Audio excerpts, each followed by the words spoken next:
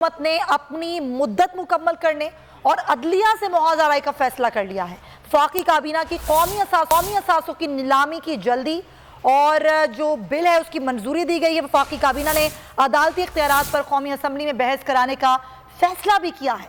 Governor state bank की तैनाती का एजेंडा भी मौखर किया गया है और वफाकी काबीना ने काजी फाइज ईसा रेफरेंस वापस लेने की मंजूरी भी दे दी है और इसके लिए वजीर आज़म सदर मुमलिकत को एक खत लिखेंगे।